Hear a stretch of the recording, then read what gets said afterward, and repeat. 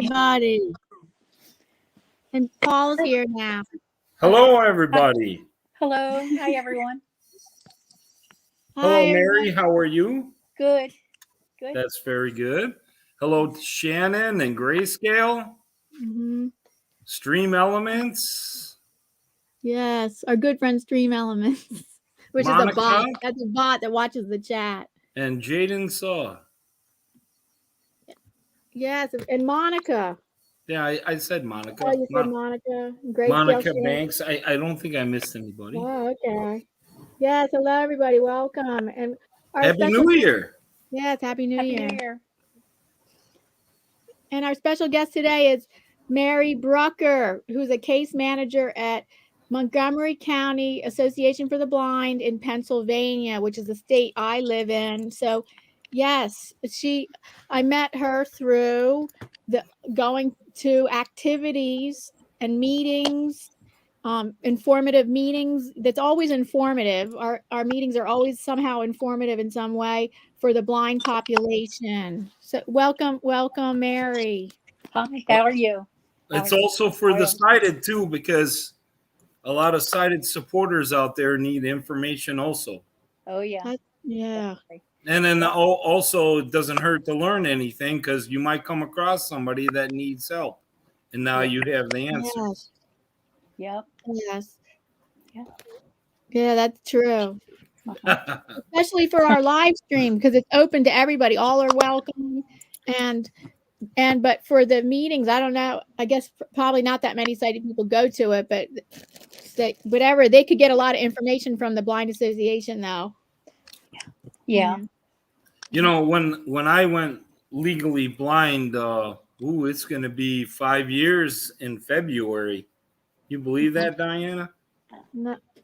Wow. Okay, 5 years. Yeah, 5 years, and I didn't have a clue what to do. Me neither. Yeah, right. When yeah, I became legally blind, yes, it was a few months. I don't know if it was a few months to a year before I contacted an association in the county where I was living. Yeah. It's just through the grapevine, and Lisa, my sighted supporter, and she's my partner. She just did due diligence and tried to find things out, but the very first thing she did was find out, that there's the National Federation for the Blind, and she online, applied for a cane, because I was just using this rickety short cane just to get me around the first couple days, because it just happened suddenly. Oh, wow. So I'm glad that you're here, Mary, because you can school us. Okay. Yeah. And that often happens. So many times someone's diagnosed with a vision loss or legal blindness or what, and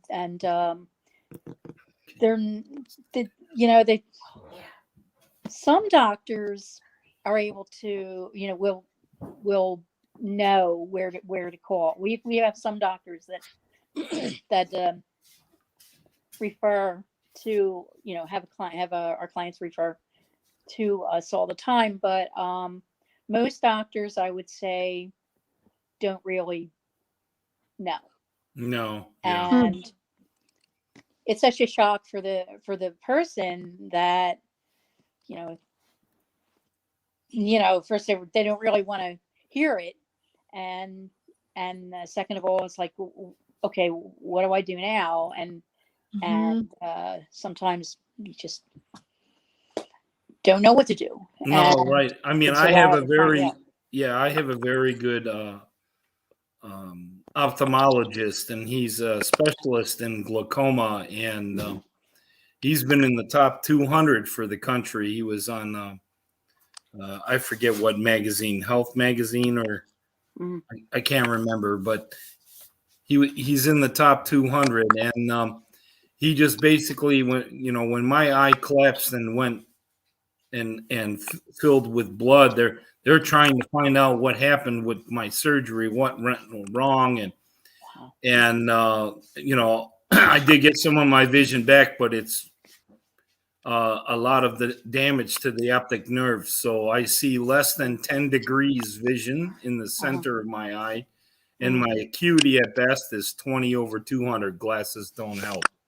So during that transition, when it was when I was in darkness, my doctor said to me, Paul, you may need to prepare that you may not ever see again. I'm going to do the best I can, but you need to mentally prepare and, prepare for this. And that's all he said. And so prepare what? Yes, mentally, I'm thinking, okay, I'm done. I'm not going to get my vision back. So that's when Lisa kind of helped me out. And, we focused more on my eye trying to get it back. That it took 8 weeks, and then things started slowly developing. So that first year was kind of like a fog for me. And then we started finding out that there's senior centers out there that will help. They're not just necessarily for the blind. In my county, they don't really have technically just a place for the blind, but they do have a senior center that offers help for disabilities. And then outside my county, the county next to me, since it's a bigger county, they have an actual center for the blind and hearing. Okay. Yeah. For the deaf. Yeah. So Mary, can you, I don't know if you have some structured questions, Diana, but I would think that Mary, why don't you tell us a little bit about yourself and what happened with you, and how did you get this position? Well, excuse me. What happened was I was premature, and so I have retinopathy of prematurity, which and I've had a number of complications with it. So growing up, up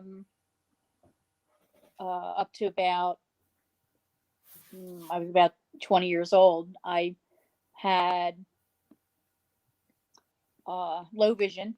I was always considered legally blind, but I had low vision where I could use magnification. Right. I could see colors. I could see things that were really, close, maybe a few feet away. In school, I used a lot of large print at the time, magnification. I did learn Braille. I had, I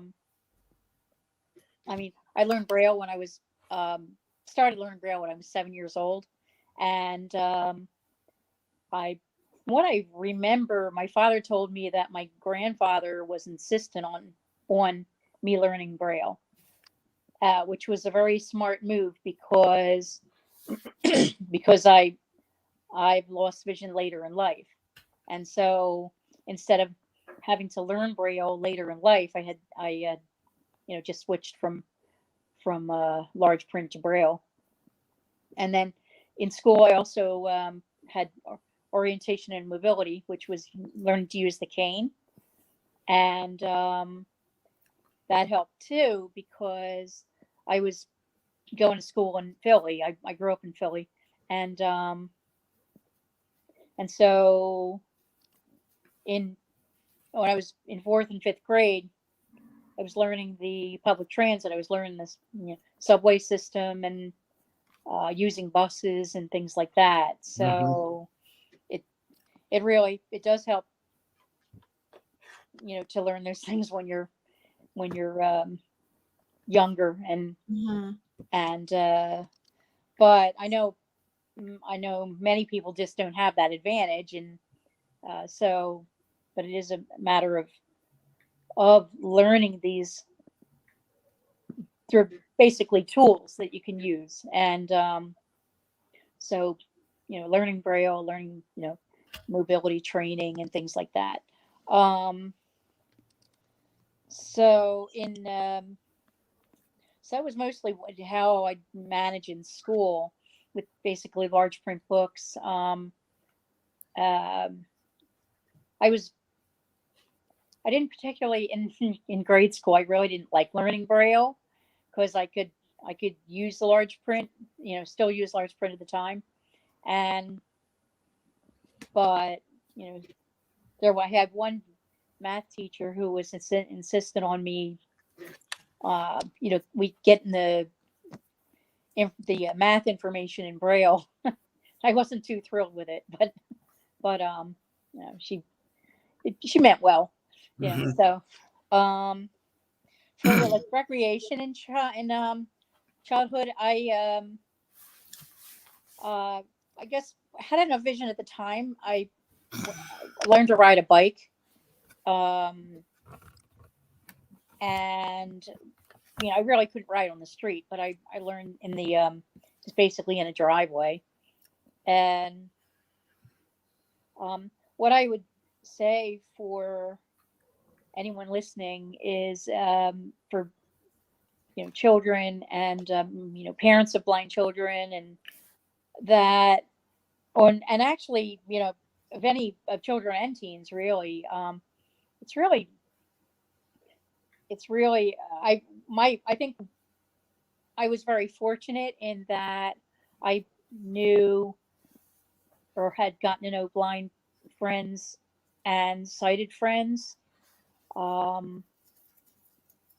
It's really a very good thing to have for someone blind to get to know other blind individuals, whether in like a childhood or teenage or any age, because then they wouldn't feel alone. You can learn from each other. Yeah, empathy is very powerful. Camaraderie. What's that? I said empathy is very powerful. Yes. Yeah. Mm-hmm. That's what I would encourage anyone who would be watching or listening, if you do have blind children, or just encourage them to look for others who are blind or visually impaired, but in the meantime also have sighted friends too. Absolutely. You have to have a whole diversity of friends, and let's see. So I was fortunately, I was in Scouts. I went to a camp called Beacon Lodge. Nice. With a camp for the blind, that's both has adult and a children's and adult camp. And but I went for 6 years there, for summers. And at the time they had 3-week sessions. And so there was always some drama. Yeah. Yeah. As all camps are. Yes. Yeah. There's tons of movies out there for that. Yes. Yeah. Uh-huh. Yeah. And so I had my family was very encouraging. At the time, of course, when you're a kid, you think your parents are overprotective. But looking back, mine were not really. They worried, they were concerned, but they were very, they were open to me, doing different things, and being as independent as I could, and things like that. So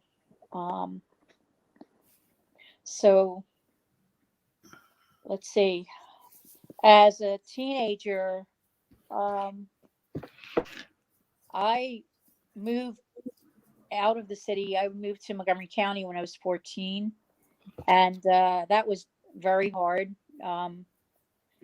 It's hard for any teenager, but I was just really lost for the first year. Mhm. With that, I mean, I had to change schools. I didn't want to. I went to one school in my freshman year.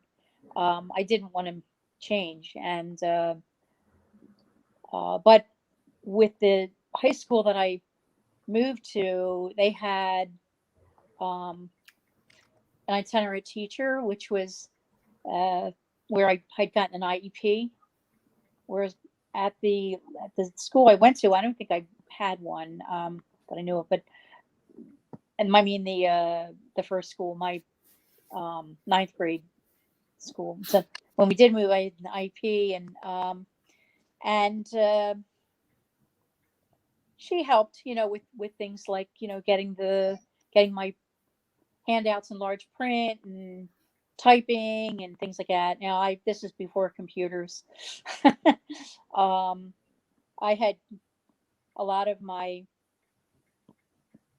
books, and I still took large print notes, but I had a lot of my books in on cassette tape at the time. And let's see.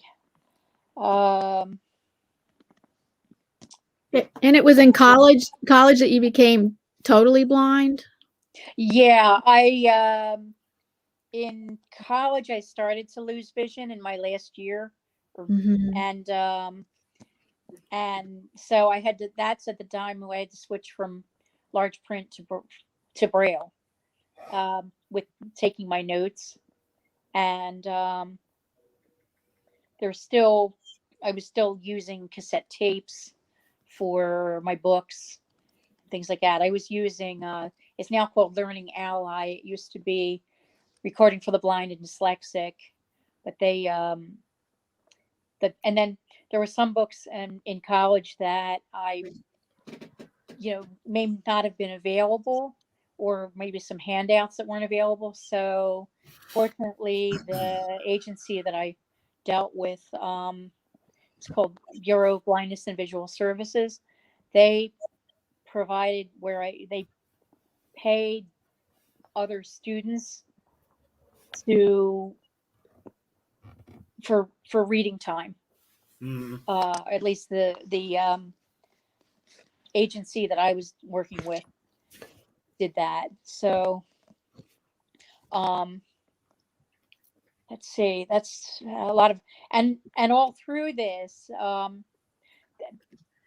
up to my last year of college, when I got to know a certain area, I during the day I didn't have to use a cane, but in an unfamiliar area or at night, um, I would have to use a cane. So in especially in around, I guess, high school, I was you still have the being self-conscious, being a teenager, things like that, of using certain things, um but as time went on,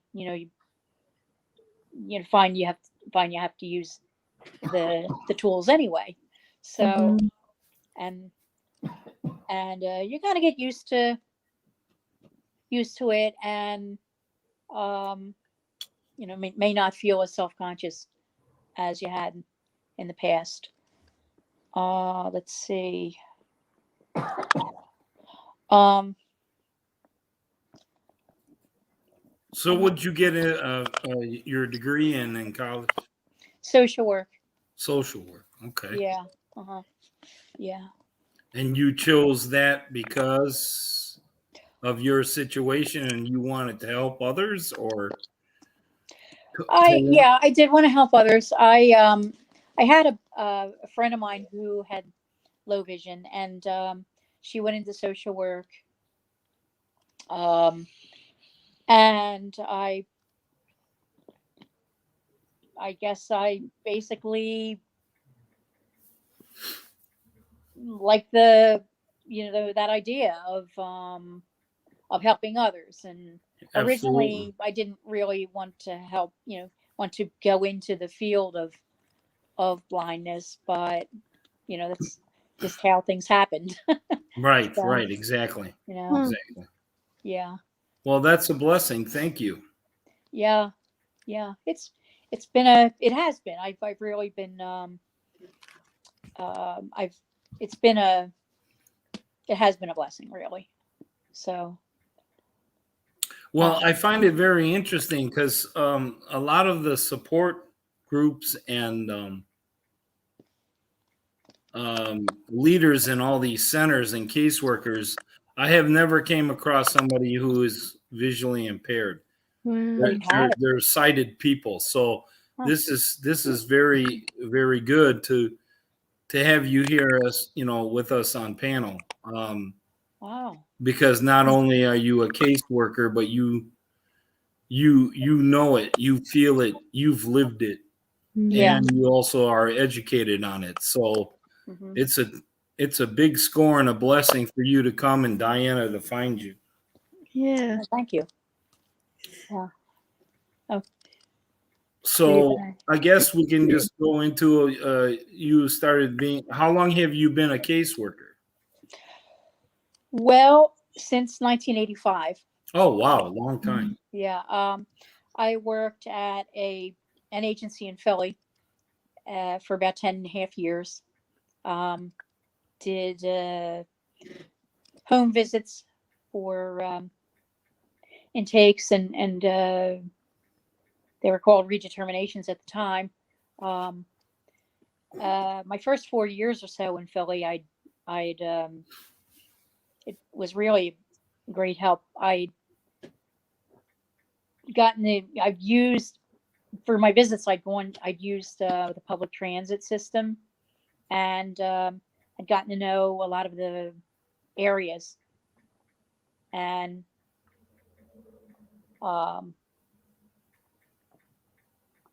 it works out really well because I mean it's so always every day is different.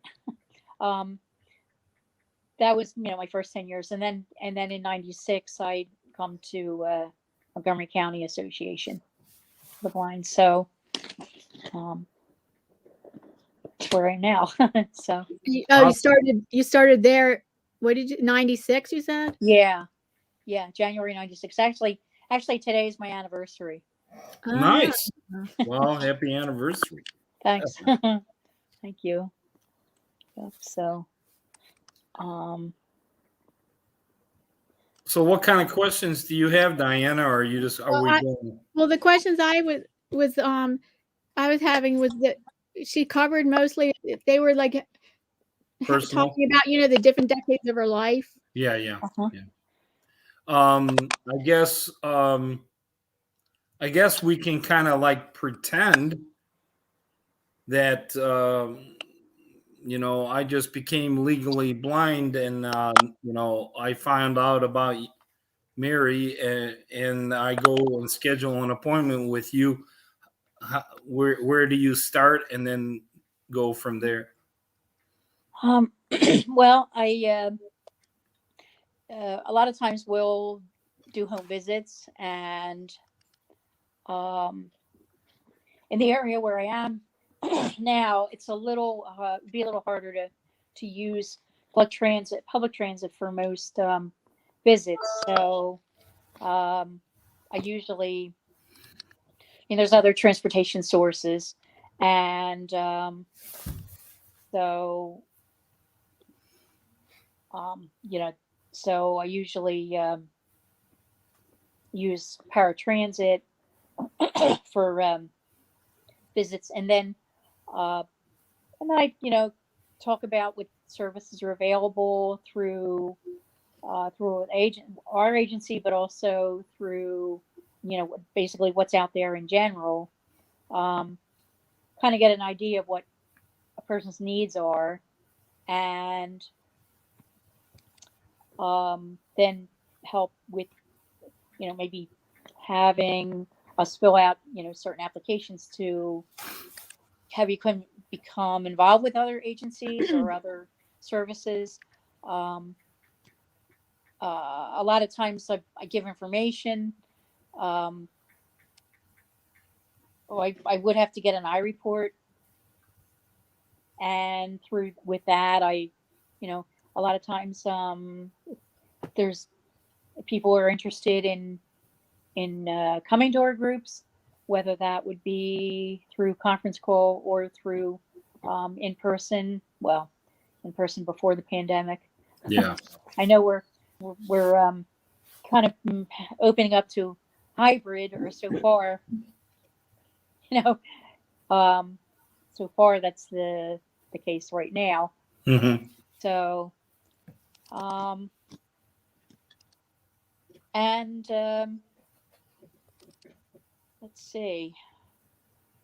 What I do, there is some paperwork that I have anyone, any of our clients sign, and a lot of times we'll put a staple where you'd sign. So I could show you where. So so I'd be able to show you myself. And there's a lot of little different types of tips like that. Yeah, they have like little templates. Ooh, no. Yes. Yeah. Yeah, and I do have them too. Different signature guides, and there's all different types of. We have a couple different catalogs that I give out that have the different devices. Talk to people about technology, about the iPhone or the iPhone or Android. Now they both have different types of apps that are very helpful.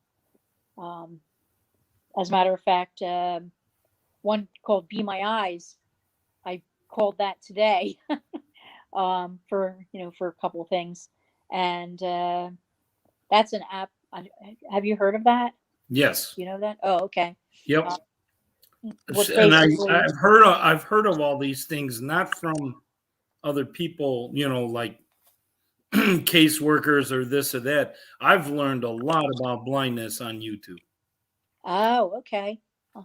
There are a lot of people now in the blind community that are on YouTube. Yeah. Yes. And coming out with lots of information. Yeah. Yeah, there's a gentleman. His name is Sam Seavey, and he's with the Blind Life, and he's tech. Okay. He's a visually impaired, legally blind individual that is he's a techie, and he works for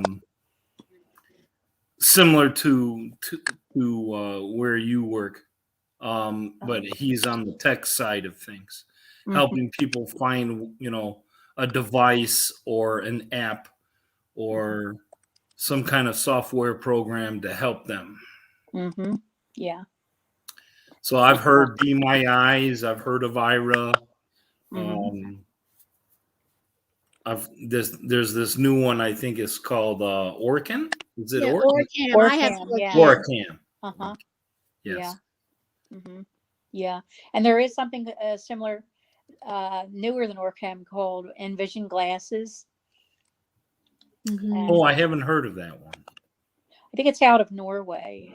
Oh, okay. Yeah, it's So my situation would be my question would be, with today's technology and devices, especially the devices like Orcam, they have one that looks like a thumb drive, and it has a camera on it, and it has a software program in it to recognize faces, colors.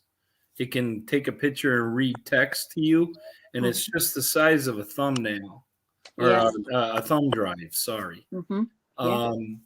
But that sucker is $3,500, I think. Yeah. So I guess my question would be, why are these devices are so expensive? CCTVs, all this. Why, the people that need these things, when I was able to drive and go to work before I became legally blind. I couldn't afford those things anyways when I was working. So I don't see how anybody can really afford these things, being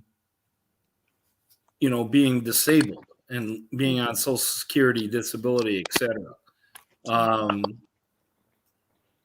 I hope one day that changes. I don't know, but as a caseworker, what's your opinion about all that?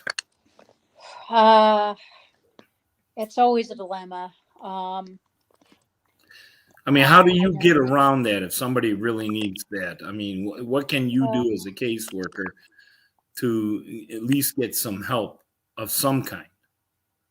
Well, we do refer to the state agency a lot.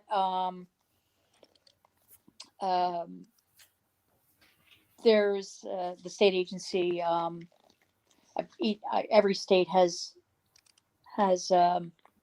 ours, happen to be Blindness and Visual Services, which is out of Office of Vocational Rehab, and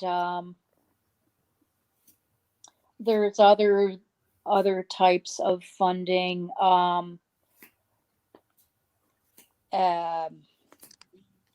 One called Tech Owl, which is out of Temple, and Okay. they have actually a lending library where they have a number of different devices and equipment that you could borrow for 4 to 6 weeks. Okay. Kind of a try before you buy to see Right. if something works for you. But the state agencies, what they do is they will provide evaluation and training to see what technology or what equipment, what devices would be helpful, and then they would possibly purchase it for you and pay for the training. But you have to be determined eligible, and their intention mostly is for either having someone stay employed where they are or become employed at a different job or a new Right. job. Right. So that's kind of a long process. Correct me if I'm wrong, Mary. If you had private health insurance or Medicare, have you come across anybody that can make a claim on these devices and get some help from their insurance, or are we on our own when it comes to that? You can try it. I haven't heard of any. Yeah, these insurance companies, they don't. Yeah. I haven't really heard of anything. Yeah, and we need to change that. We need to change that. I know there's been organizations, fighting for that to have for legislation to have that change. Right. What are those groups? I'm sorry, what's that? What are those groups that are? I believe. Well, let's see. There's one. It's called Association of Education and Rehab. Okay. And other organizations that involve legislation, and I don't know what legislation they're working with right now, but American Council of the Blind and National Federation of the Blind, are two of them, and they're more also for education, and they have a number of different divisions that deal with all different types of topics about blindness and vision impairment. They have a blind parents division. They have parents of blind children division. They have guide dog divisions. Just a number of types of divisions, and Yeah, dogs. the guide dogs are, very good. There's a lot of them out there, and I understand those are free. The training, Yeah. I know the one in Oregon is what you go there. They suit you up with a dog. They give you that. You have, first of all, you have to have the O&M training, and then you get introduced to the dog, and there's a process and a training session of at least 2 weeks, I believe. They put you up, they feed you. That you just got to get there. I think that air transportation or any transportation, you're on your own, but you try to find one in your quadrant region of the country, and at least they're helping educationally and financially. But with these devices, I mean, the Orcam sounds like a great device that might help a lot of people, not all, but and it's just outrageous, those prices. So I would like to hope that maybe I should start getting involved in finding these groups and try to support them or get involved, because we all need to do that. Because bottom line is Medicare helps you with, a heart surgery or whatever, your heart goes bad. But when your eyes go bad, they don't do anything for you, and it's ridiculous. Diana, do you remember one of the statistics used to put out there, that only 10% of the people are totally blind and 90% 10% of the on a world. spectrum? But you did mention, Diana, that you came up with a total number of how many disabled people there are in the country, or I don't remember that. I don't remember knowing. I don't remember quoting any kind of. Yeah, it's been a while, but I'm trying to remember what that number is. Do you know what that number is, Mary? No, I don't. No, I don't know, and I'm not really sure the percentage either. Well, the reason why I'm getting to it American is that I don't think it will cost the government that much money.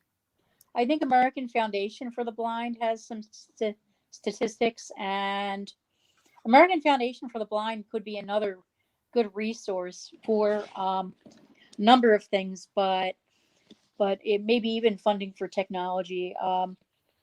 Yeah, there's a lot of times different nonprofit organizations like Lions or Rotary might you might wind up getting some funding from a number of different organizations.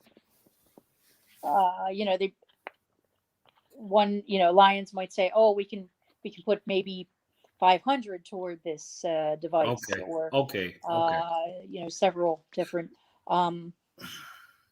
Let's see. The other thing that your state may have different types of technology or organizations that help with funding technology. Like in Pennsylvania, we have Pennsylvania's, let's say, Pennsylvania Assistive Technology Foundation, and they have, if you depending on income, you could qualify for they're mostly for a 0 interest rate loan, but if your income is extremely low, you can qualify for a grant for a certain amount. Okay. So. And who is that? The Pennsylvania's Assistive Technology Foundation. Oh, wonderful. But that's only for Pennsylvania residents? Yeah. Okay. Yeah. But your state agencies, or your state may have, maybe foundations that are similar. Right. Okay. That's why I'm thinking, like, maybe check with the Foundation for the Blind, which is they're based in New York, but that's national. Right, right. because they have Mm. a lot of good information about, all different types of topics dealing with blindness. In all the different states, right? Yeah. Hmm. Yeah. I mean, just a simple digital magnifier is outrageous, Yeah. Yeah. Yeah. It's unfortunate. Yeah. Now, for veterans, there are veterans programs that um, also provide, funding for low vision aids and devices and Mhm. all that. Um, I mean, that's a start. That's a very good thing because they represented our country and our freedom and fought for our freedom, and they need, they should be, having a golden parachute because of it. mhm. But unfortunately for the average Joe, we're Yeah. stuck and we Yeah. need to change that. Um, yeah, I would say the state agencies, which are, they're, it is kind of a hard thing to get, it is kind of a weight, let's just say. And they do, provide, where you would, be evaluated to see what would be, the best, or the better type of equipment. It's just one option. And, it's the other. I would say if you're looking for a device, to try various different types of, maybe nonprofit, like volunteer organizations for funding. Okay. So, Mm.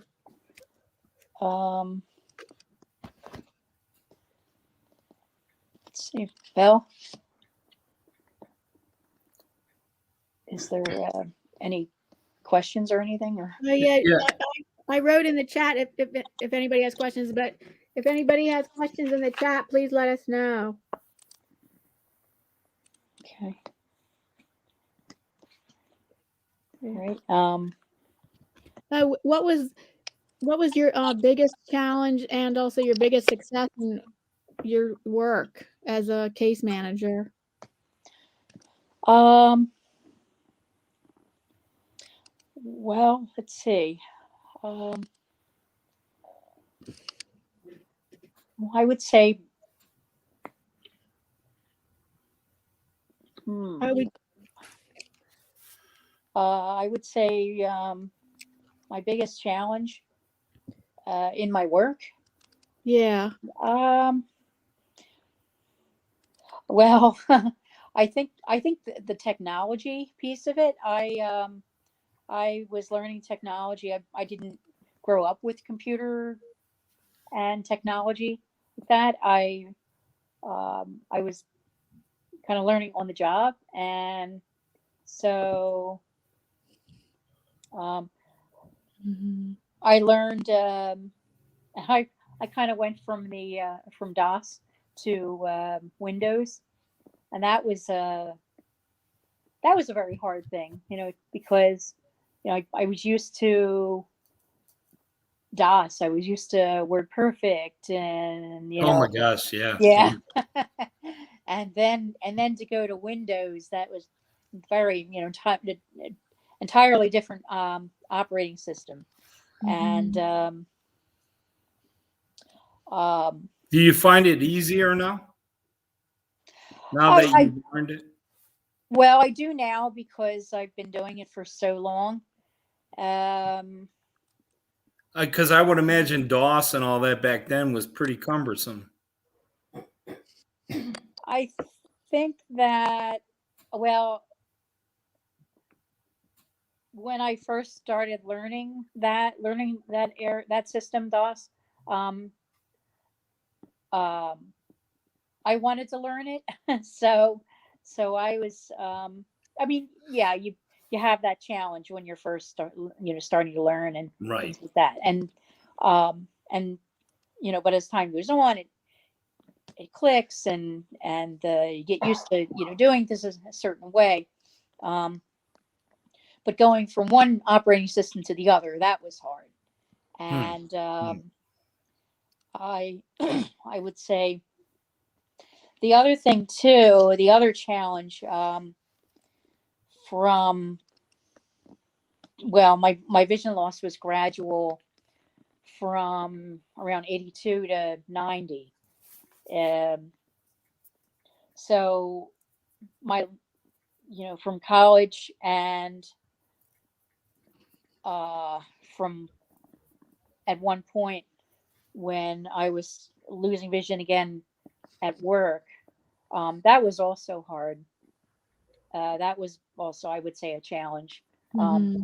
Where I mean, psychologically, it was, because even though I always had low vision, when I was losing the rest of my vision, it was still a grieving period. Yeah. And that was also very difficult. I had but I did have where I was working time. I felt very supported there, and you get through it. I mean, just a lot of it was the unknown. It was I had some surgeries and I didn't know how it was going to turn out. It was a surprise when in my going into my last year of college, I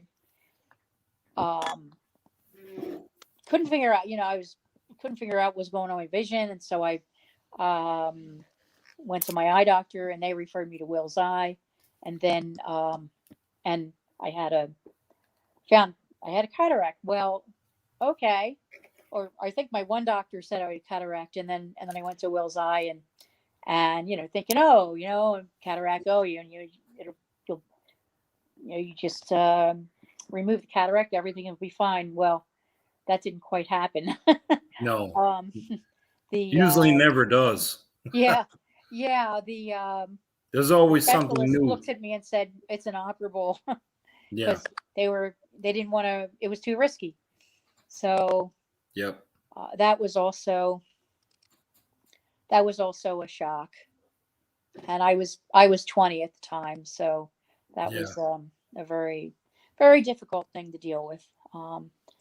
And then eventually I got used to that, but then and then I got used to the vision that I still had, and then around 88, 89, that area, that time I started also having other complications with my vision, and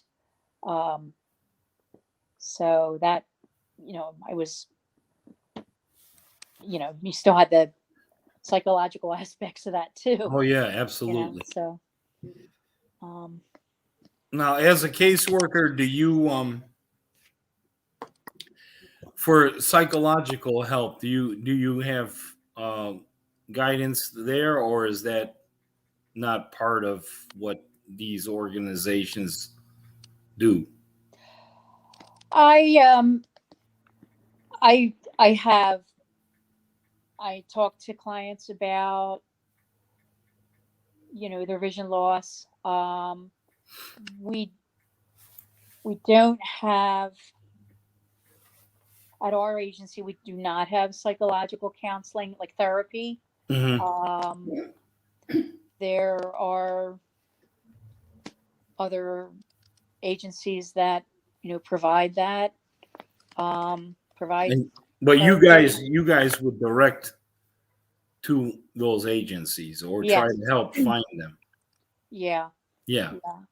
So a caseworker, if you can find a local county organization for the blind. In my case, it was the next county over where they did the blind and the hearing they have caseworkers there, and they will help you and direct you pretty much with anything that you need. Yes. Yeah. Yeah. Well, I mean, we have some questions. Yeah. what's that, Diana? But Jordan has one. Yeah, we have two questions. Okay, go ahead, Diana. Jordan, who is Jordan Mahoney, The Blind World, that's the name of his channel. He comes to us from Ireland. He's saying, does the blind association that you work out, do they approve of the funding for materials for Braille, materials in Braille? Approve funding for Braille? Yeah, I don't. That's his wording. Approve funding. So maybe he means, do they offer? You know, do they help fund those materials? No, unfortunately. What we do a lot of times is refer anyone for learning Braille. Could be the state agency, could be through Hadley Institute in Winnetka, Illinois, which is provides some Braille instruction. So you point them in the direction of where they can find those resources? Yes. Yeah. Yeah. And let's see, approving funding for Braille. I mean, a lot of times the You know what I think libraries is that have he Braille. tried to. I think he's also asking, maybe, is there, everything is hoops. So you go to another organization and you need funding approved from that other organization. Does your position, can you like approve the funding and say this person needs this? It's certified for him to have help from another organization. I'm not sure if maybe that's what he's talking about. Well, we basically what we do is would be refer to the other organization, and then it would be up to those organizations to approve the services.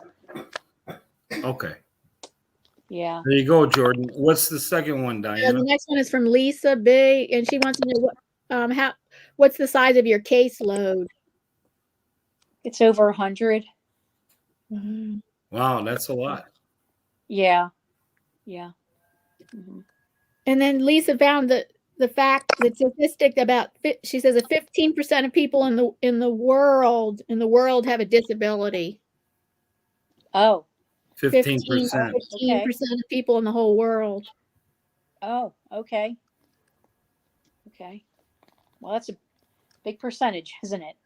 Well, yeah, it's pretty big. I don't know what the size of it is in the U.S. But I understand that from what I've come across as a blind individual now, and the experience I've had so far, and the stories I've heard from other individuals, especially on YouTube, when it comes to disability, blindness is last when it comes to the United States. They do more for people that are in a wheelchair or paralyzed. There's more help for them than other disabled people, especially visually impaired people. And that's really sad. It's like society doesn't care anything about the visually impaired at all. Accessibility is getting better, but we still need to do a lot more.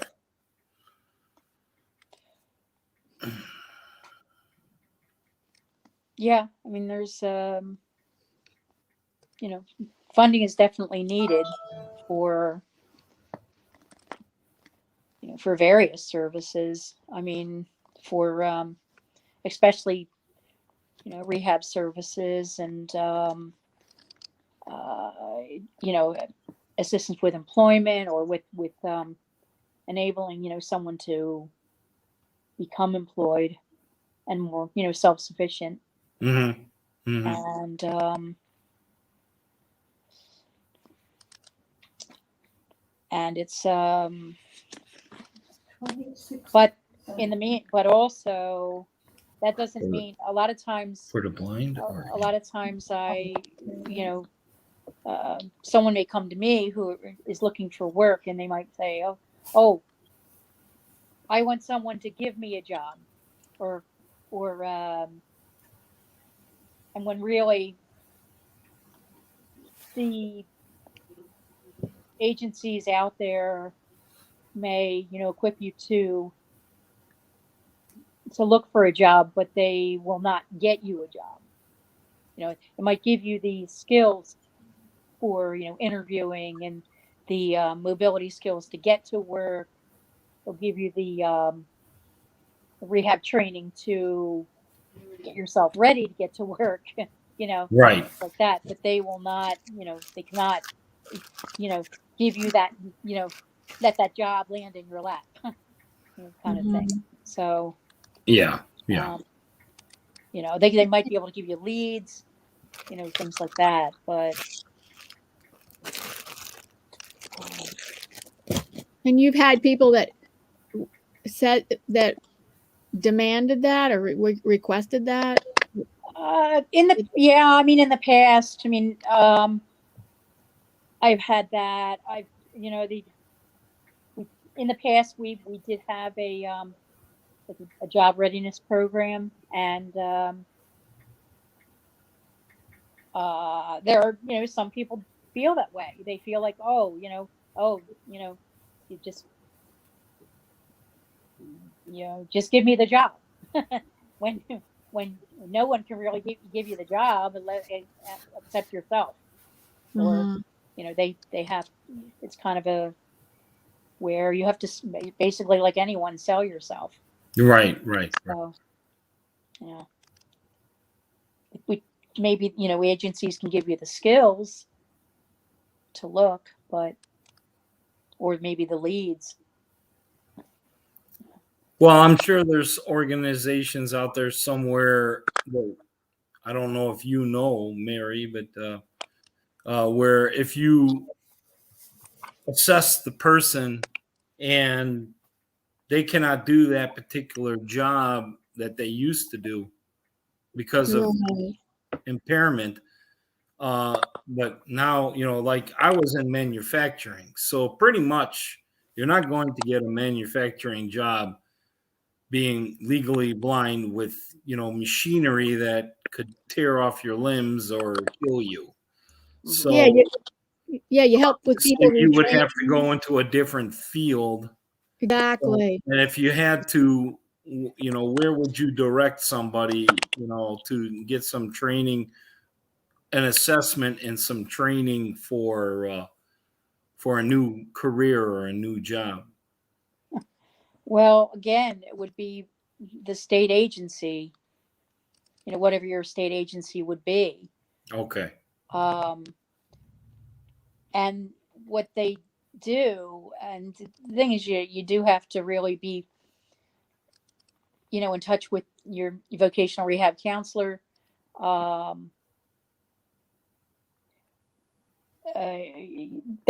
You would need to sit down with them and speak with them about what your interests are. They may be able to provide, some, job testing, to see what would satisfy your career interests and what you would be able to do realistically. And then again, with the technology available, technology has opened up, various different jobs that may not have been available 20 or 30 years ago. Right, exactly. or more for someone blind or visually impaired. So Well, Lisa posted some other statistics. She said she found out 26% of people in the U.S. are disabled. Out of them, 4.6% are visually impaired. There you go. 4.6%. yeah, 4.6% of 326 million people in the country. What number is that, Diana? I'm not a math whiz. I meant Lisa. Oh, you could. I could do it on. I have a calculator. Yeah. Of course, I'll figure it out. mhm. The total Yes. number is what? Try 300. Just do 326 times 4.6. Yeah, I know, but 326,000? No, isn't it more than that? No, 320. I think it's 326 million people live in the United States. But you don't have to do all the zeros. You can add the zeros later.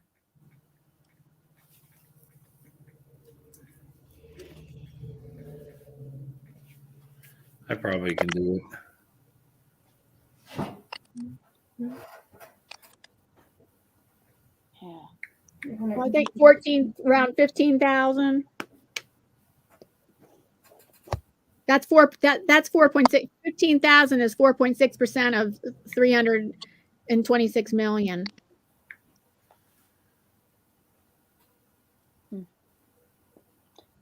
Yeah, well, that's 14,996. Is 14.99. Yeah, So you add the zeros. It's about 15 million people are visually impaired in the United States. Mm-hmm. 15 million. Mm-hmm. And with these packages that the United States is doing for the stimulus packages and all that, the funding for that would be nothing compared to some of these other things that they're doing. So I certainly hope these organizations try to do something where, at least people I mean, let's start with just the seniors, for crying out loud, because whether you have a disease or not, your eyes are going to go bad. So they need to do something.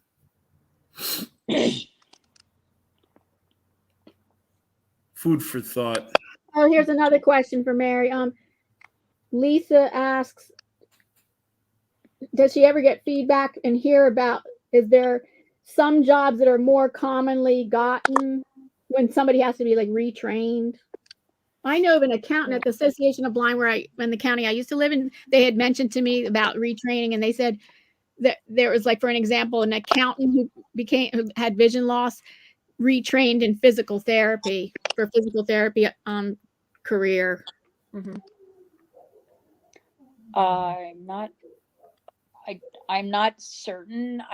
I've heard of customer service jobs. I don't know. I didn't look up that information. I would venture to guess, like you say, customer service, or, anything to deal with a phone. Yeah, I think though what happens is that the job, whatever it would be, is developed, for the person with the, with the technology, with the training, Mm-hmm. whatever it would be. Well, a few years ago in New York State, they did have a blind governor. Yes. Yeah. Who was that? I don't know, and I don't know his name. Oh. Well, I guess I could look it up.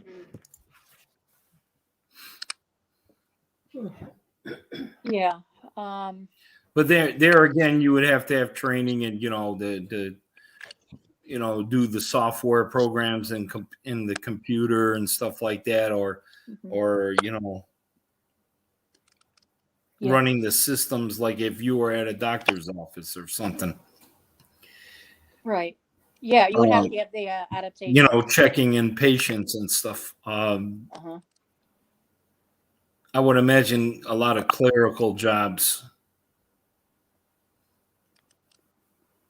Yeah, but I think you know, whatever job it would be, you know, adaptations would have to be made, you know, for you know, technology or whatever the job duties would be. So,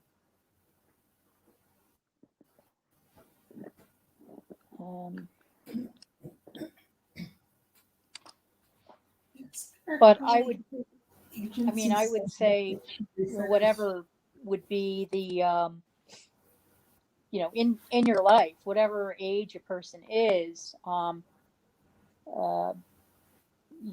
that you have to learn what you're, you know, kind of take the opportunities and learn the tools that you're given. I mean,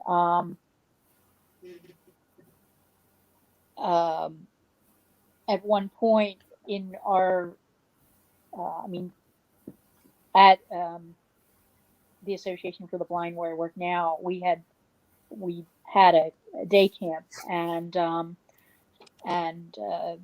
had I'd seen a number of parents that, you know, with they're working with, and some of the parents were like, you know, should my child learn Braille? They weren't really sure, and I always, you know, to say, you know, learn what you're, you know, if you're given the opportunity, try it out, and, you know, at least Right. be open to it.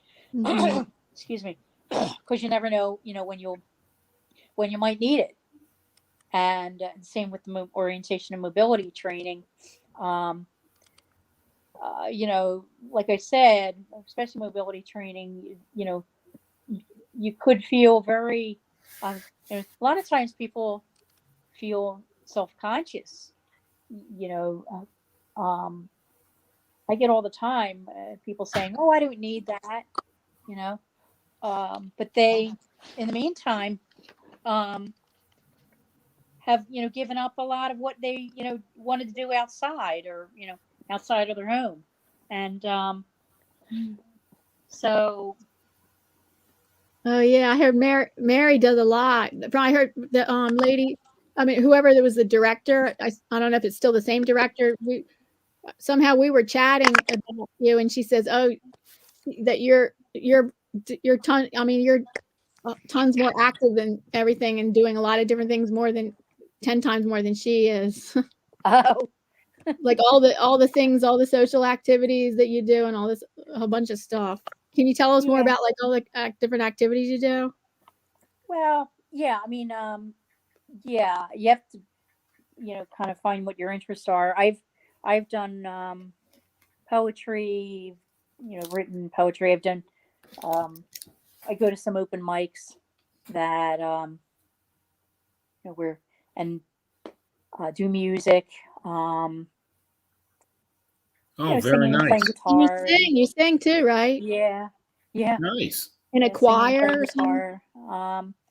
I was, this was once or twice. I was in a band. They invited me to sing a couple songs with them. That's nice. You know, so um, um, I've played guitar for a while. I've written a couple songs. Not not a lot of songs, but I've started violin. That's in the very beginning stages. Yeah. So, but so yeah, there's been number of sporting activities too. There's it's called Pennsylvania Center of Adaptive Sports, and they have tandem bike riding. So done that for on and off for a number of years. Just there's a lot of more now. Now there's a lot of more in the way of sports than there was than before. My phone is talking here. There's I know when I was younger, as a teenager, the Lions clubs provided, funding for skiing, and they were the ones that, they fund a lot of the camps, things like that. But there are now sports organizations. I think one called blindsports.org,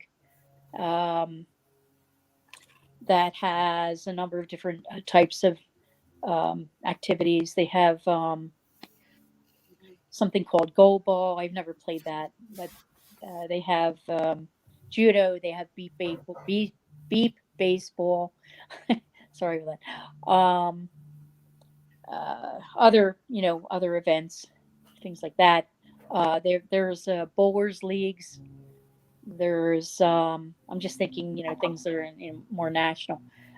There's one called Philly's Achilles, which is a walking and running club. Oh, nice. Yeah, and a lot of them. I mean, there are runners that are in marathons and half marathons. So there's a lot of in the way of sports that are available now, whereas there had not been before. And yeah, I've come across that where there's been some runners that have a guide with them. Yeah, that's provided for them, and there's a guide with them, and they run right by their side. Yeah. Yeah, I don't know how they do it. It's like they wear a tether, I believe. So there's a lot out there. We have somebody in here who lives in New York State, and he said David Patterson was the name of the governor. He was their first Black and visually impaired governor. Oh, very good. Okay. Very good. Uh-huh. Lisa had a question, Mary. How many agencies are on the referral list? Yes.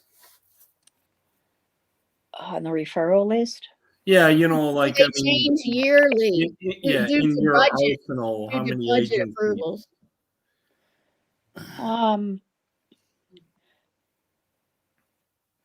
I am not really sure about that. I'm not sure what she's asking. So can you just rephrase your question, Lisa? In the meantime, we have Blind Guy, his wife, their life in here. Welcome. Nice seeing you guys. And they want to know if you can give a little sample of a serenade. Oh, no. They're really active. In fact, it's her husband that's blind, and he used to tell his own version of Three Little Pigs story to his kids when they were growing up, and then that became a theater production. Oh, wow. They were just at it, and I don't know if they've come out with they've written other plays together or by himself. And just a few weeks ago, they came to one of my live streams. She was at the performance, or was it a dance performance of her kids? I don't know, but anyway, they did have a video of the time where they were at the performance they were backstage of the performance of the Three Little Pigs. Wow. That's really creative, isn't it? Yeah. Yeah. I think Lisa was referring to her question. Do you have like a quota? No, not a quota. A quota of, you mean how many clients I have to see all the time, or how many agents? I think she's asking it again. She goes, your job is to refer people. There's a question. So I was wondering, how many different places do you have available for you to refer people to? I've never counted. a lot of times, a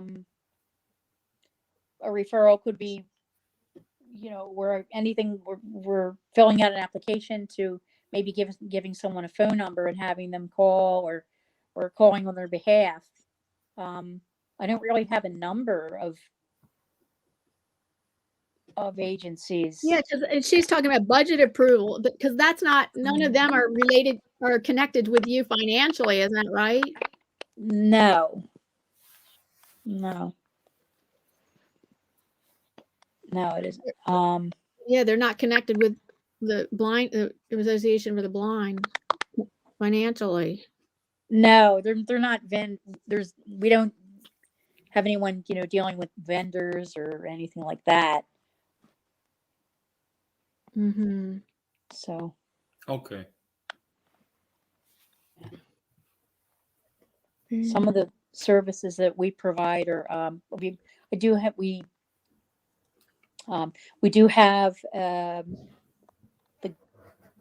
groups twice a month, and then we do have some transportation where our clients have assistance with medical appointments or grocery shopping, where drivers can go around the store with them.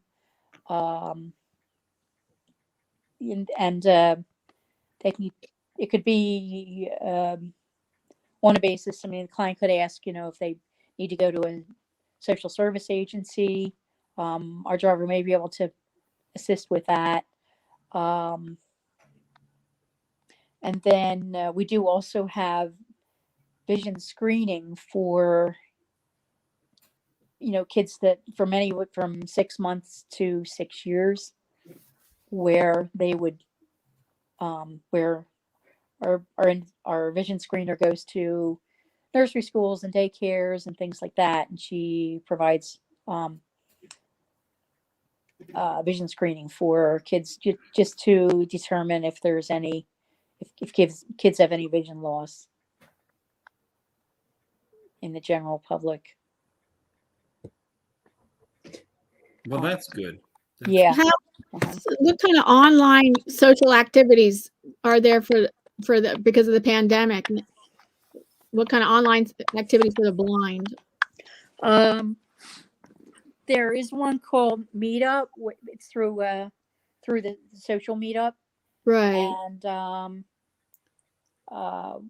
we have during the pandemic there was some events or social time online, but on Zoom. But now the activities are open. Okay. Where we've gone to some restaurants and had holiday event and things like that in person. And that's the meetup group you're talking about? Yes. Oh. Yeah. What are they called? What's their name? Basically, social meetup for the blind and visually impaired in Philadelphia. Yeah. Philadelphia area. I mean, it's not only Philadelphia, but it's okay. Some people are from Jersey, some from the 5-county area. If you can get to the events, you can come to it. So. Lisa's asking, she goes, I wondered about the funding, like if you had to help so many people to get funded and stay open.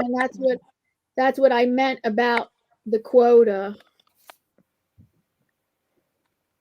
Oh, well, I really don't help them with getting funding. What I basically do is see the clients,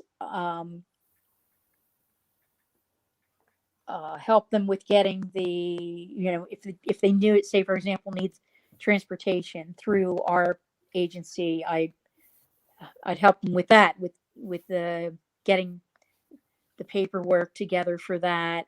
I would have to request an I-report, but I don't need to show that the clients don't need to show financial information, and regarding other like funding for training and things like that, basically I just have to have to refer someone to our state agency, and then they would determine that the person is eligible for their services. She thought you were a state agency. No, we're private nonprofit. Private nonprofit. Yes. Mm-hmm. Yeah. Oh, Oh, here's that another makes sense. Why those? Okay, yeah. Well, Yeah. wait, we have a question from Jordan Mahoney, the Blind World, and you might have already been talking about this. He goes, do you help anyone with visual impairments? Like, have you helped people that are visually impaired? That's what I want. No, that's what we've been talking about, Jordan. All the ways she helps people. Unless you want to rephrase your question, Jordan, how she helps people. Well, I guess the way you help is a lot of times. Oh, I provide information. I let people know about what's available.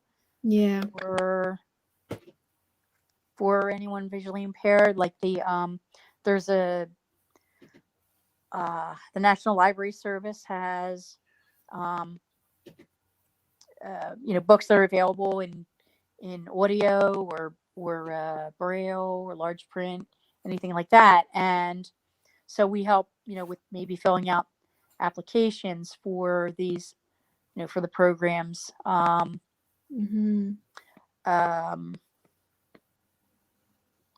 To get you on the list to order books or on tape and stuff like that.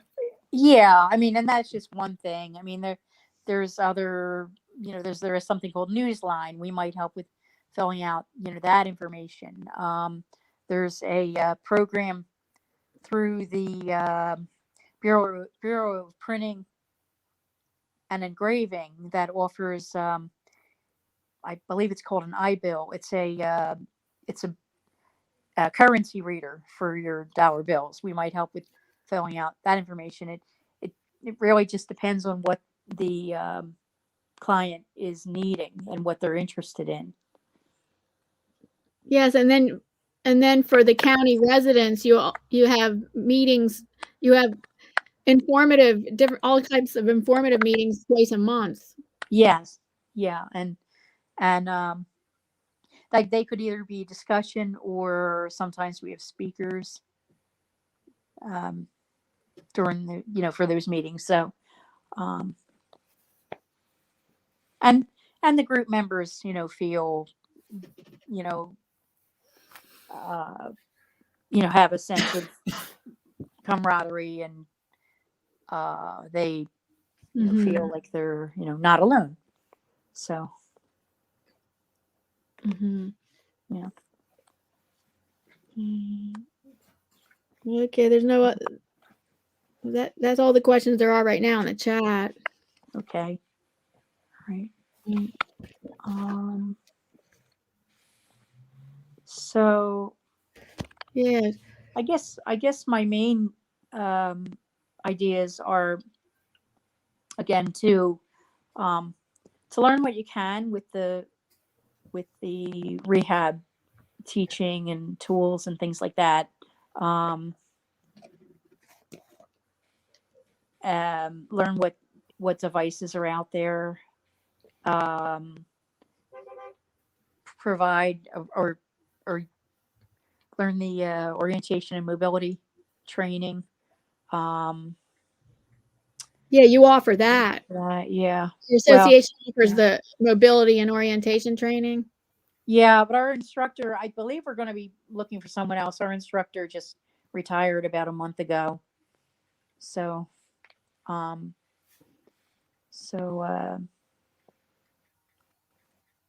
currently we don't have that, but you usually, that's basically that's one of the services you provide. Yeah. Yeah. Mm-hmm. Now, Mary, you mentioned that the Montgomery County Association for the Blind is a private nonprofit organization. So obviously the county's taxes don't help or anything because you're private. So how do you guys get funding for your organization? We do get funding through donations and requests. We get a small grant through the Department of Human Services, Mm-hmm. and then we have a parent organization that does some of the funding, some fundraising, some grant writing. Okay. What's one of your biggest fundraisers of the year? Oh, You guys like do a big event where you are like doing a raffle or some kind of an event? we haven't had an event. I believe we have, and we have like, I'm not really quite sure. I'm not really involved with the funding part of it. Okay. That's through our parent organization, Okay. and I think our director would know more a little Okay. about that. Yeah. And I was surprised to get a $10 Target gift card that I got 2 years in a row now. And the last year I got it, it says from Lions. My husband just said it's from the Lions Club, and I'm like, I don't know how I'm not connected to the Lions Club. And then I was well, I guess that's just a mistake or something. Then I got it again this year, and this year I looked at the return address, and it says it's not just the Lions Club. I could see it said MCAB, and I'm like, Yeah. oh, it's from the Blind Association. Oh, okay. Yeah. What had happened is over the years we had the Lions, Montgomery County Lions have provided a holiday party for blind and visually impaired, residents of Montgomery County, and so they were working in cooperation with us to, when the party was going on, but because of the pandemic, the party hasn't happened the past 2 years. So we've provided Lions clubs have provided the gift cards, and they've been very, very generous, about that. So Yes.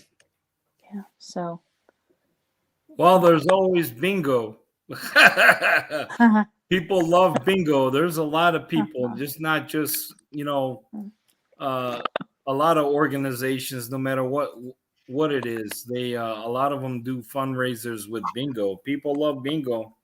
Yeah. And then where you you're doing $1 a card or whatever, 50 cents a card, and that stuff adds up when you get 40, 50 people showing up at an event. Yeah. And half the pot goes to the winner and the other half goes to the organization. A lot of fire departments do that. I would talk to your director and maybe suggest that if he's interested. Yeah, I know we've in thinking of it, we've past couple years have been involved with where there was what is it, a helping day where proceeds from a lot of the sales from Boscov's have gone to a number of different agencies, and we were part of that fundraiser for the past couple of years. And now that you're mentioning that, so awesome. Yeah.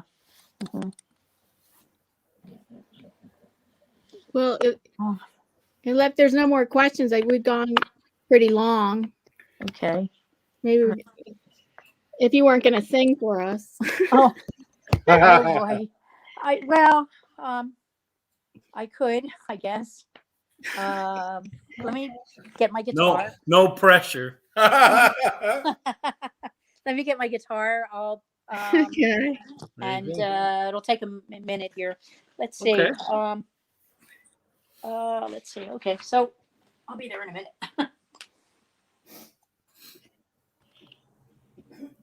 Blind guy and his wife are.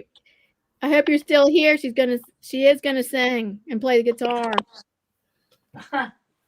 Yeah. Okay.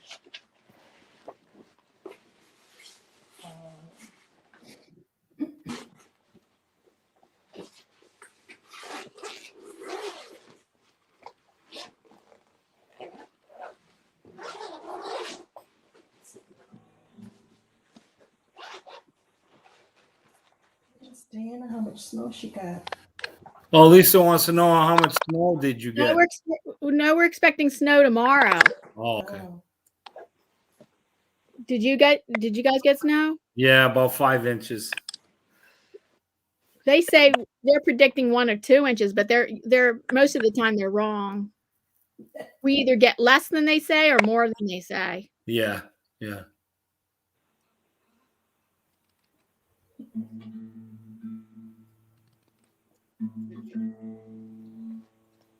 Well, thank you, Grayscale. He says, wonderful stream. It's not over yet, Grayscale. We have some entertainment.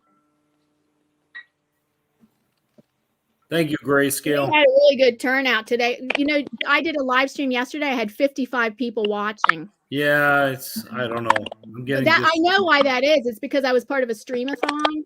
So Oh. It's because of that. It's because it's a big crowd of crafters. Mm-hmm.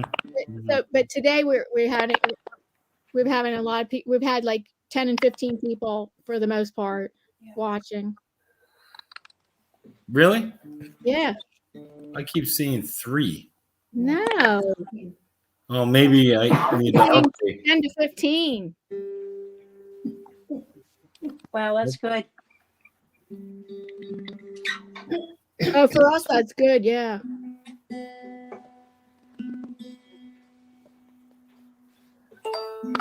It's crazy. Look. You need to refresh that. If the number's like that, sometimes a number gets stuck and then you refresh and then so it gets to the correct number.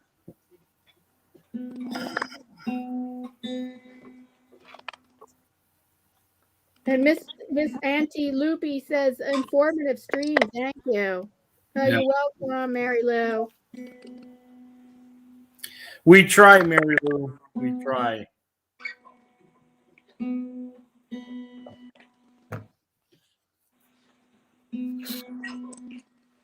But like Mary was saying on panel that, people that are in the same situation, empathy it's very powerful. Yeah. Yeah, that's really important. I mean, so that you don't feel alone and Absolutely. and you can learn from each other and get more confidence building. Yeah, and that's what Diana and I are all about and why we created this stream. Yeah. Mm-hmm. Because when I went blind, I had nothing, and I just would search on the internet and just type in blind, and I started finding some people on YouTube, and it was my first steps of interacting and getting that empathy, and it's so rewarding and powerful. But you're not in touch with your county association for the blind. You have association? You don't have an association? Yes, but I'm talking about in the beginning, Diana. In the beginning. Yeah, when I didn't know anything, and the doctor, I didn't know if I was going to be permanently legally blind. We were still that transition period of 8 weeks of darkness, and then some of the vision came back, but not all of it. So then that's when I had to start. It's just like Mary was saying, the doctors, some of them, don't know. They just, send you on your way, They know more about treatment and Yes. not the rehab part Right. of it. That's what their job is. And then Mary's job is to help us find other people and other organizations and funding and assessment and all that stuff. So Yeah. that's why, we're here, we're putting it out there so that people know. Mm-hmm. Yep.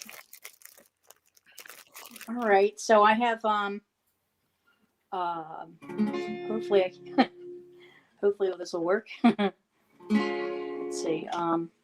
Sounds good. Okay.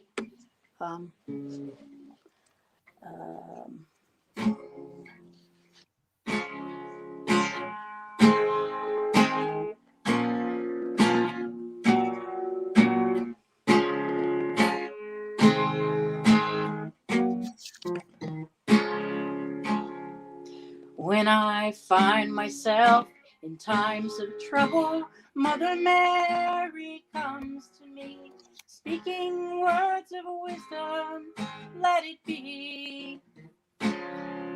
And in my hour of darkness, she is standing right in front of me, speaking words of wisdom, let it be. Let it be, let it be, let it be, let it be. Speaking words of wisdom, let it be. And all the broken-hearted people living in the world agree, there will be an answer, let it be. Although they may be parted, there is still a chance that they will see. There will be an answer. Let it be. Let it be. Let it be. Let it be. Let it be. There will be an answer. Let it be. Yeah, that was lovely. Nice.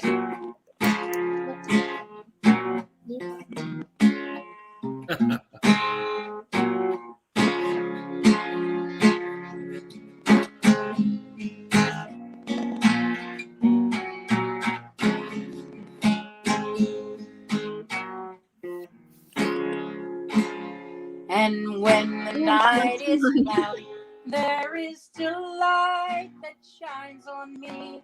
Shine until tomorrow, let it be. I wake up to the sound of music. Mother Mary comes to me, speaking words of wisdom, let it be. Let it be, let it be, let it be, let it be. There will be an answer, let it be. Let it be, let it be, let it be, let it be. Speaking words of wisdom, let it be.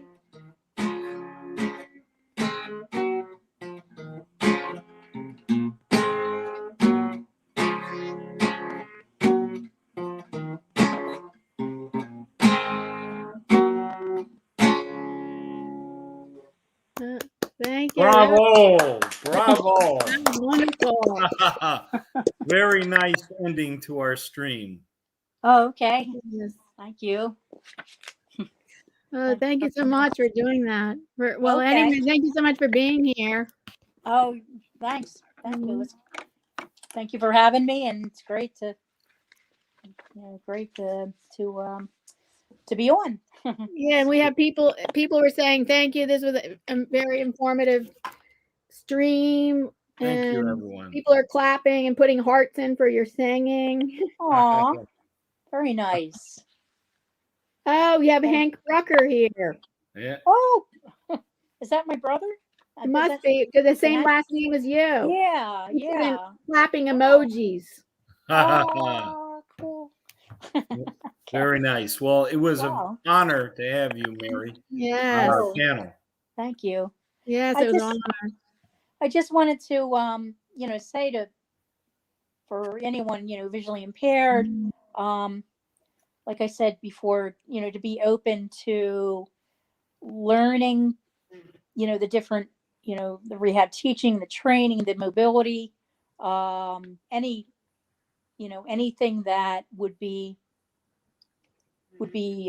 helpful, for later on, for work, for school, for everyday life, and take that opportunity. I did want to give a shout to Hadley Institute for the Blind in Winnetka, Illinois. They have a number of discussion groups per month, various different topics about all different, anything from cooking to gardening to technology. I'm involved. I go to this one called Tech It Out, which is their they have various different topics about technology. That's and these discussion groups, most are once a month.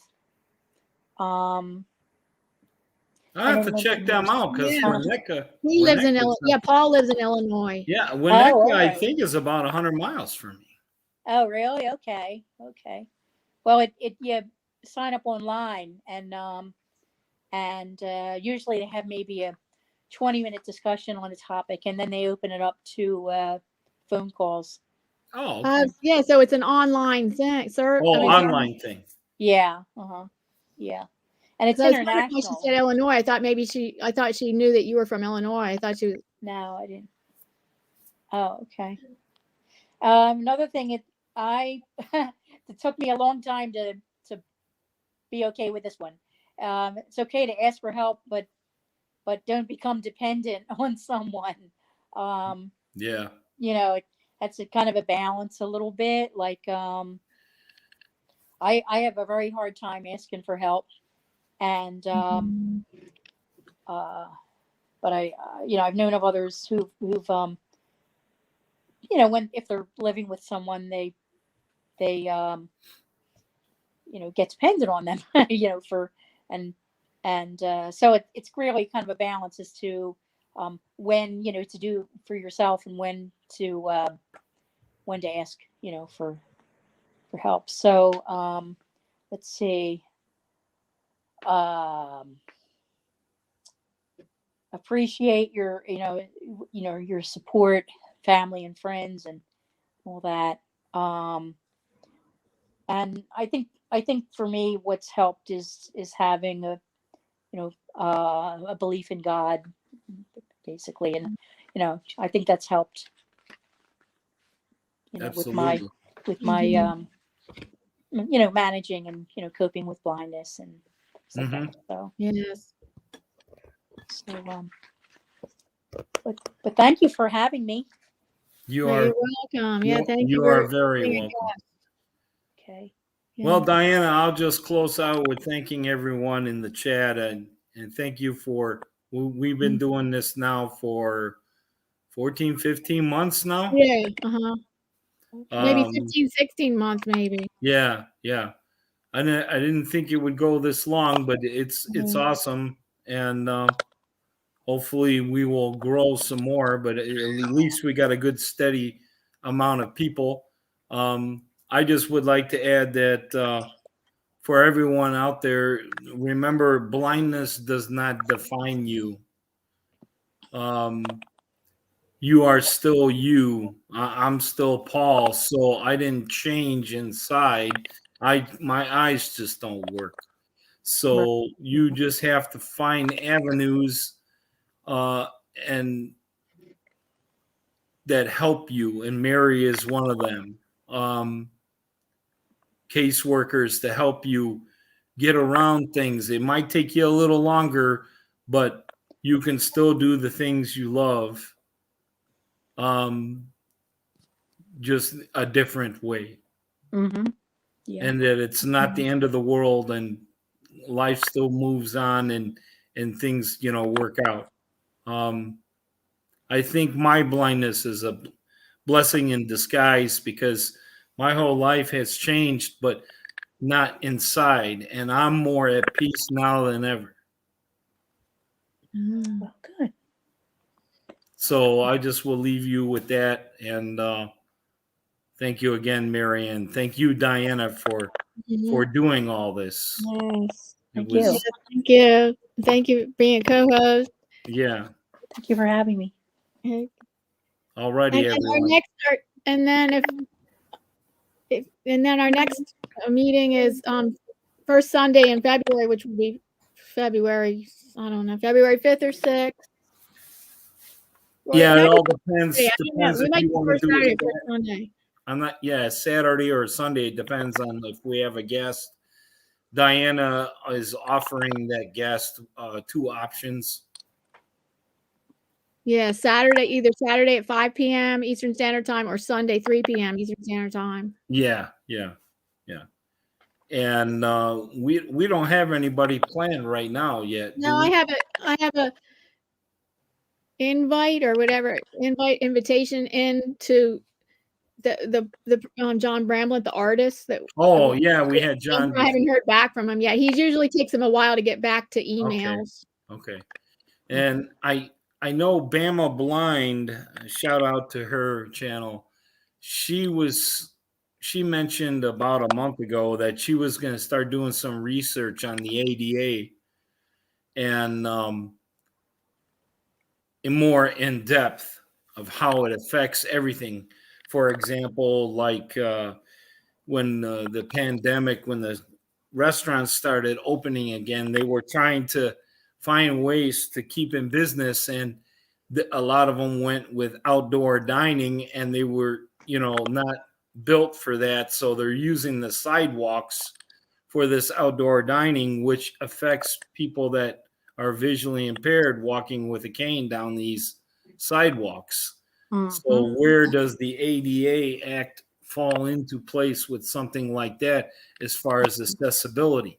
So she was going to dig deep into that. So I don't know if her research is done, but I'm going to try to reach out to her, because we've had her as a guest too.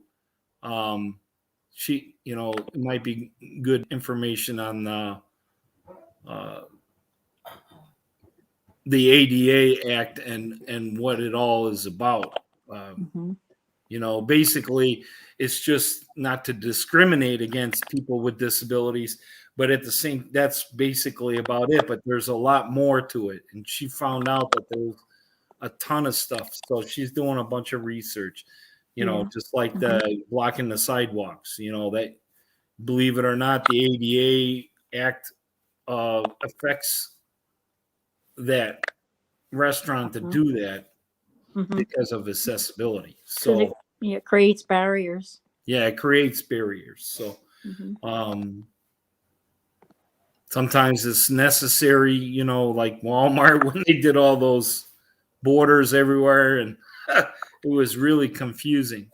But yeah, so hopefully we'll find somebody. If not, we have you lovely people in the chat, and hopefully you can come up on panel and share your story. And Monica Banks in the chat said, "Love your singing, great job." Yeah. Oh, thank you. Yeah, very, very beautiful and soothing. Well, thank you. And it was a very good song too. Yeah. Yeah. Okay. All righty. Thank So you. God bless everyone. I hope you have a prosperous, healthy new year, and we'll see you next month. I'll see you next month. Bye-bye, guys. Bye. All right, bye.